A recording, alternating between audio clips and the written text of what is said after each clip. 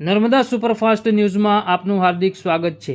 વાત કરીએ તો ભારતીય જનતા પાર્ટી દ્વારા કેવી રીતના સરકારી અધિકારીઓનો ઉપયોગ સદસ્યતા અભિયાન માટે કરવામાં આવે છે અને કેવી રીતના આમાં સરકારી સિસ્ટમને સદસ્યતા અભિયાન પાછળ ભાજપ દ્વારા લગાવવામાં આવે છે તેનો ખુલાસો કરવા માટે આજે આમ આદમી પાર્ટીના ધારાસભ્ય ચૈતરભાઈ વસાવા રાજપીપળા કલેક્ટરાલય ખાતે કલેક્ટરશ્રીને રજૂઆત કરવા પહોંચ્યા।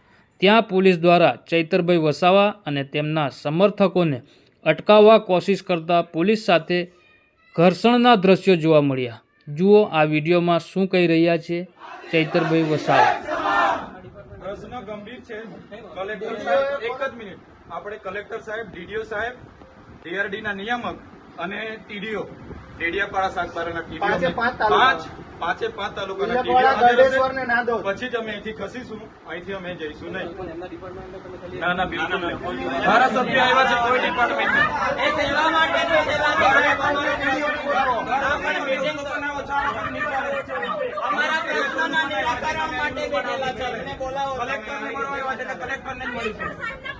કલેક્ટર સાહેબને મળીશું।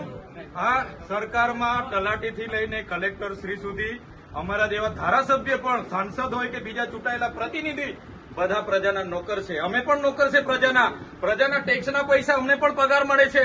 એટલે કોઈ પણ અધિકારીએ પોતે માલિક છે એવું સમજવાનું નથી। આજે આ બધા માલિકો આવ્યા છે, જવાબ માંગે છે।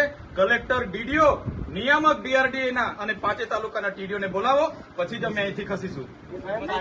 એક બાજુ આધાર સેવા કેન્દ્રના સર્વર ઠપ છે, કેન્દ્ર બંધ છે। એક બાજુ આયુષ્માન કાર્ડ હોય, રેશન કાર્ડ કઢાવવા માટેના સર્વરો બંધ છે, ઓફિસો બંધ છે। અમે ખાડા પૂરવા માટેની રજૂઆતો કરીએ છીએ, ખાડા નથી પૂરાતા। પ્રધાનમંત્રી આવાસ યોજનાના ઘણા લોકો પેન્ડિંગ છે। નળ સે જલમાં પાણી નથી આવતા, યુવાનો બેરોજગાર છે। અહીંયા શિક્ષકોની ભરતી આ વહીવટી તંત્ર દ્વારા કરવામાં નથી આવતી। અને છેલ્લા 3 દિવસથી 9 તારીખથી લઈને નર્મદા જિલ્લા વહીવટી તંત્ર દ્વારા બીજેપી સભ્ય અભિયાનમાં જોડાવા માટેની ઝુંબેશના રૂપે કામગીરી ચાલે છે। અમે ગઈકાલે 17 જણને ગામડાઓમાં રોક્યા, એમના આઈડી કાર્ડ જોયા તો ટીડીઓ શ્રીએ જાતે બીજેપી સદસ્યના એક કર્મચારીના કાર્ડ બનાવ્યા, એમના પરથી ઓટીપી લઈને એમની નોંધણી કરી।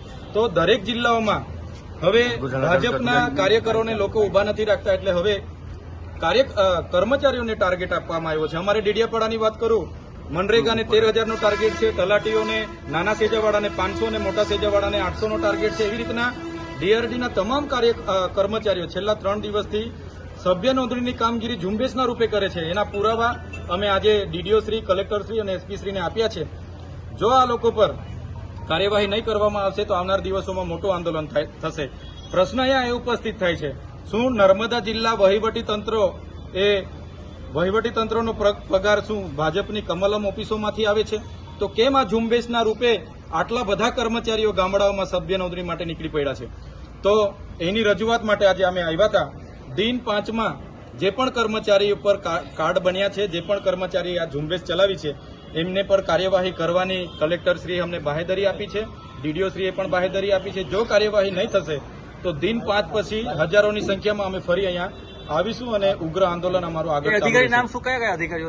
ટીડીઓશ્રીએ સોમવારે 9 તારીખે મિટિંગો લીધી, ડેડિયાપાડા, સાગબારા તમામ ટીડીઓએ, અને એમણે કીધું કે ડીડીઓશ્રીની સૂચના છે। અમે પોતે પૂછ્યું, ડીડીઓશ્રીની સૂચના છે, અને ટાર્ગેટો આપ્યા, લક્ષ્યાંક આપ્યો, અને ઝુંબેશના રૂપે કામગીરી ચાલે છે। આજે પણ બધા કર્મચારીઓ ગામડામાં છે, તો સરકારી કર્મચારીઓને આટલા બધા પ્રશ્નો છે તે દેખાતા નથી, અને બીજેપીના સભ્ય નોંધણીમાં બધા ફરે છે। એટલા માટે અમે આજે હજારોની સંખ્યામાં અહીંયા રજૂઆત કરવા માટે આવ્યા છે। જો અમને અટકાવવામાં નહીં આવે, એમના પર કાયદેસરની કાર્યવાહી કરવામાં નહીં આવશે તો 5 દિવસ પછી ફરી અમારું મોટું આંદોલન અહીંયા થશે। કેવું પોલીસ સાથે શું કામ ઘર્ષણ કરવાનું? અમે અત્યાર સુધીના જેટલા પણ આંદોલનો કર્યા છે, એક પણ સરકારે કે ખાનગી મિલકતને રૂપિયાનું પણ અમે નુકસાન નથી કરતા। છતાંય અમે કેવડિયાની પરવાનગી માંગી, પરવાનગી પણ નથી આપવામાં આવતી। જ્યારે પણ પ્રોગ્રામો હોય અમને પરવાનગી જ નથી આપવામાં આવતી, અમે આવીએ એટલે પોલીસ જાણી જોઈને ધક્કા મૂકી અને જીભાજોડી કરવા ઉતરી પડે છે। તો અમારા નર્મદા જિલ્લાના પ્રશ્નો શું પોલીસ પૂરા કરવાની છે? પોલીસને અમે કીધું, તમે જે 2 નંબરના દંડ ઉઘરાવો છો મજૂરિયા લોકો પર, એ બંધ થવું જોઈએ। અગર નહીં થતું તો અમે આગળ જેટલા પણ એમણે બુટલેગરોને લાયસન્સો આપ્યા છે, બુટલેગરોને પરવાનગીઓ આપી છે, 10 પેટીના 5 લાખ, 20 પેટીના 10 લાખ, એ અમે ખુલ્લા પાડીશું। એ કાલીઓ હોય, ભૂરીઓ હોય, ભોલીઓ હોય કે લાલીઓ હોય, બધાના નામ આવનાર દિવસોમાં ખુલ્લા પાડીશું અમે। તમે કહી રહ્યા છો કે નર્મદા જિલ્લામાં ખુલ્લેઆમ દારૂ વેચાય છે. બિલકુલ દારૂબંધીનો અમલવારી બિલકુલ નથી થતી. કેટલી વાર અમારે ધરણા પર બેઠવું પડ્યું દારૂના માટે. અહીંયા આઈજી સાહેબનું ઇન્સ્પેક્શન હતું, ત્યાં પણ અમે કીધું, છતાં પણ કોઈ નિરાકરણ નથી. એટલે પોલીસને અમારી વિનંતી છે કે પોલીસ હોય કે તલાટીથી લઈને કલેક્ટર કે અમારા જેવા ધારાસભ્ય, આપણે બધા પ્રજાના નોકર છે. પ્રજાના પરસેવાના ટેક્સના પૈસે આપણને પગાર મળે છે. આપણે ક્યારે પ્રજા પર માલિક નહીં બનવાનું. બધા સાહેબગીરી કરવા લાગેલા છે. એટલા માટે જ આજે અમારે ઉગ્ર આવા જ વિડીયો સાથે જોતા રહો નર્મદા સુપરફાસ્ટ ન્યૂઝ. ઇરફાન બલુચી, રાજપીપળા, નર્મદા. વિડીયોને લાઇક કરો અને શેર કરો અને સબસ્ક્રાઇબ